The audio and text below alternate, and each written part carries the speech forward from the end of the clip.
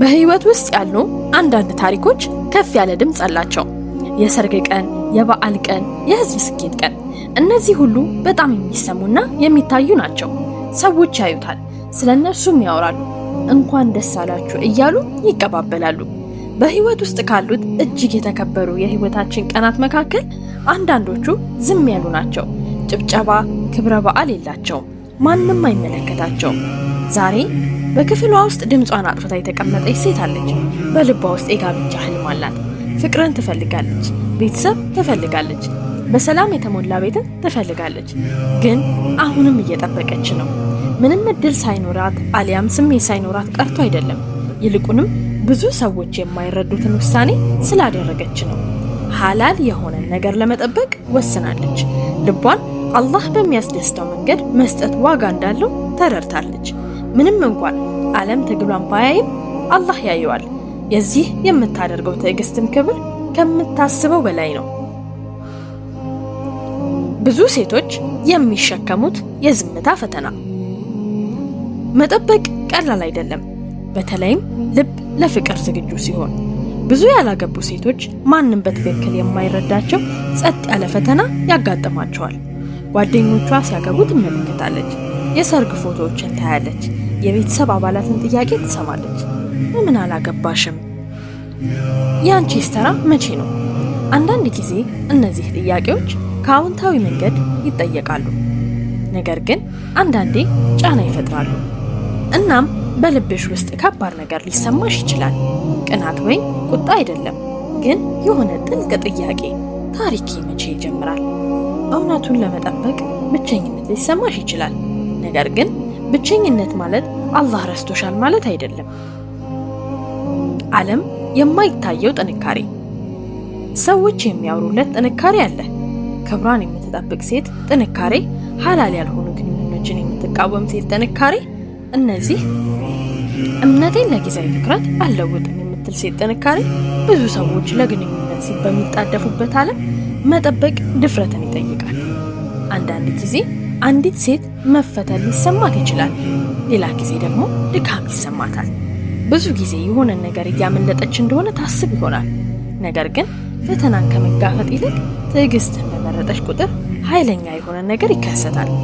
ክብሯ እየጠነከረ ይሄዳል፣ ልቧ ንጹህ ይሆናል፣ እምነቷ እየጠለቀ ይሄዳል እና ሰዎች ባያስተውሉም እንኳን አላህ ያደርገዋል።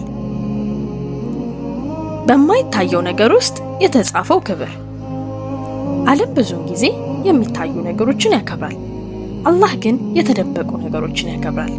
ማንም ሰው በማይመለከታት ጊዜ ትህትናዋን የምትጠብቅ ሴት፣ ልቧ የማወቅ ጉጉት ቢሰማውም እንኳን አይኖቿን ዝቅ የምታደርግ ሴት፣ ከአላህ የሚያርቁ ግንኙነቶችን ለመቀላቀል ፍቃደኛ ያልሆነች ሴት።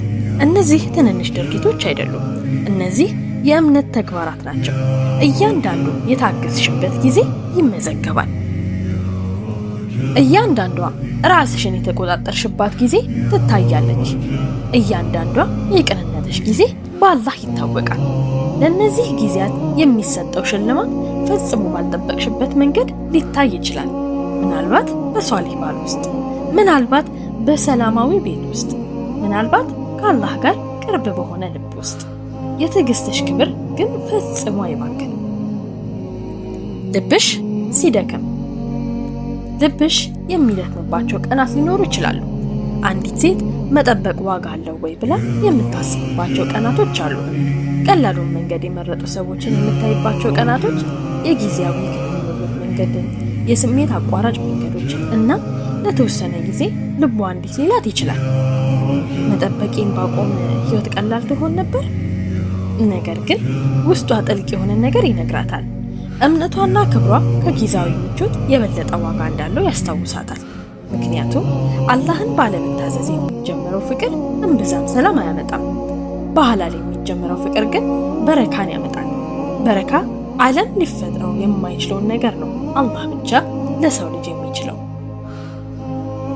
የመጠበቅ ውብ ጥበብ። መጠበቅ ሁልጊዜ ቅጣት አይደለም።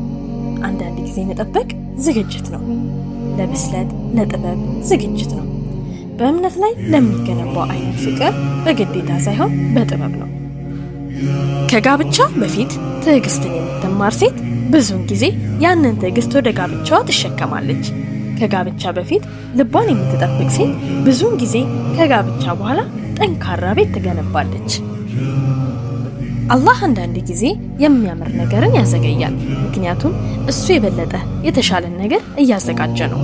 ባል ብቻ ሳይሆን አንቺንም ጭምር እያዘጋጀች ነው። አንዲት ሴት ስትጠብቅ ልቧን ትጠብቃለች፣ እምነቷን ትጠብቃለች፣ ክብሯን ትጠብቃለች ማለት ነው።